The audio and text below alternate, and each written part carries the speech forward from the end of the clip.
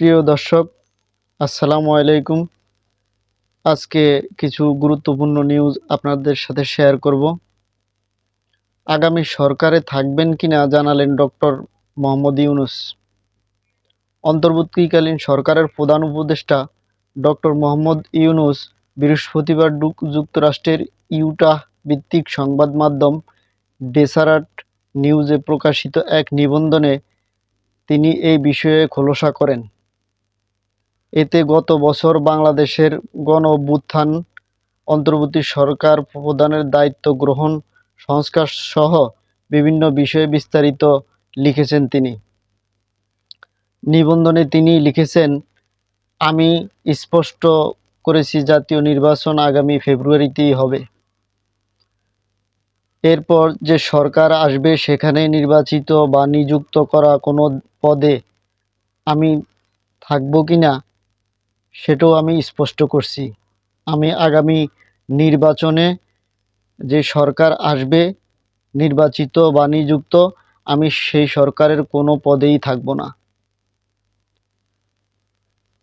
অন্তর্বর্তীকালীন সরকারের মূল লক্ষ্য একটি অবাধ, সুষ্ঠু ও শান্তিপূর্ণ নির্বাচনের আয়োজন করা।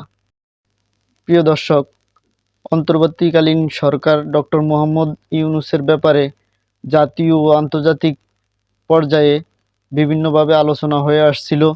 তিনি হয়তো আগামী নির্বাচিত সরকারে যে কোনো একটি পদে থাকবেন এবং রাষ্ট্র পরিচালনার জন্য তার যে ফেস ভ্যালু, তার যে পরিচিতি এবং তার যে দক্ষতা, সেটি হয়তো বাংলাদেশের রাজনৈতিক দলগুলো কাজে লাগাবে।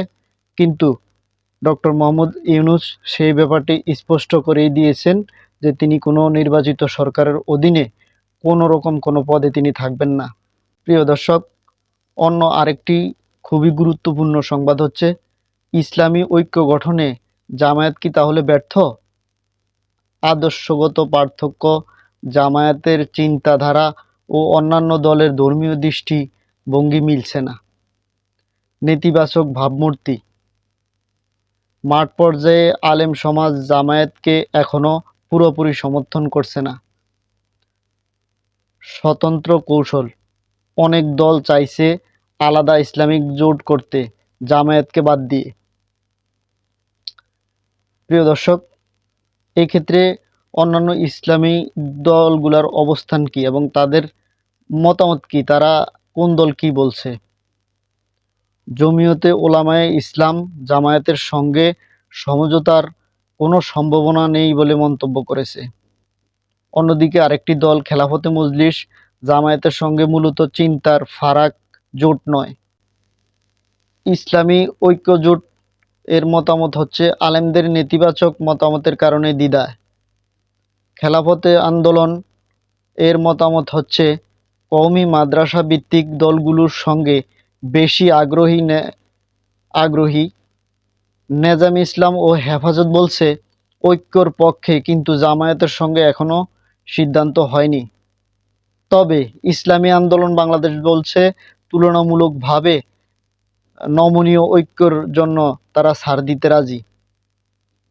প্রিয় দর্শক, এতে বোঝা গেল মোটামুটিভাবে যে জামায়াত চেষ্টা চালাচ্ছে, কিন্তু অধিকাংশ ইসলামিক দল জামায়াতকে কেন্দ্র করে জোট করতে চায় না। ফলে আসন্ন নির্বাচনে ইসলামিক দলগুলোর মধ্যে বৃহত্তর ঐক্য গড়ে ওঠার সম্ভাবনা কম। প্রিয় দর্শক, আগামী জাতীয় নির্বাচনে যে ইসলামিক দলগুলো একসাথে ঐক্য হওয়ার কথা ছিল বৃহত্তরভাবে, সেটি কিন্তু এখন প্রশ্নবিদ্ধ অবস্থায় রয়ে গেছে এবং জাতি তা স্পষ্টভাবে আরও অবস্থান স্পষ্ট পাবে, সেটা হচ্ছে নির্বাচনের আগ দিয়ে। প্রিয় দর্শক, আজকের আরেকটি গুরুত্বপূর্ণ এর সাথে যুক্ত করতে চাই। এনসিপির আহ্বায়ক নাহিদ ইসলাম তিনি মালয়েশিয়া ও চীন সফর করতে যাচ্ছেন। তিনি এনসিপি দলে যুক্ত হওয়ার পরে এটি তার দলীয় প্রথম সফর। এনসিপির নাহিদ ইসলাম তিনি এনসিপিতে যুক্ত হওয়ার পরে, দলের একটি দায়িত্ব গ্রহণ করার পরে তিনি এই প্রথম যাচ্ছেন বিদেশ সফরে। প্রবাসী বাংলাদেশিদের সঙ্গে মত বিনিময় করবেন তিনি মালয়েশিয়ায় এবং চীনে। বিভিন্ন সংগঠন, সাংবাদিক ও মানবাধিকার কর্মীদের সঙ্গে আলোচনা করবেন।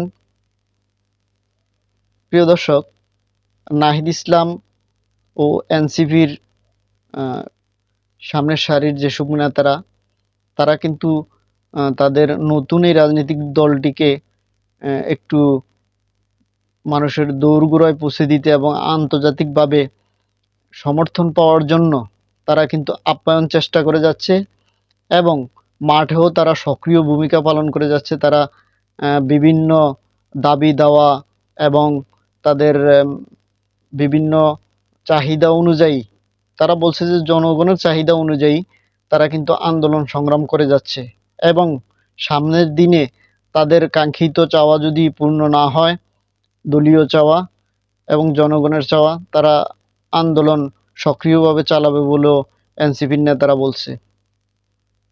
এরপর এনসিপির নেতারা ৮ সদস্যের একটি দল চীন সফরে যাবেন নাহিদের নেতৃত্বে। প্রিয় দর্শক, এতক্ষণ সাথে ছিলেন, সংক্ষিপ্ত কিছু আলোচনা শুনলেন নিউজ পয়েন্ট বাংলা 24 থেকে। আপনারা চ্যানেলটি সাবস্ক্রাইব করুন এবং কমেন্টে আপনাদের মতামত জানান। প্রিয় দর্শক, ভালো থাকবেন। আল্লাহ হাফেজ।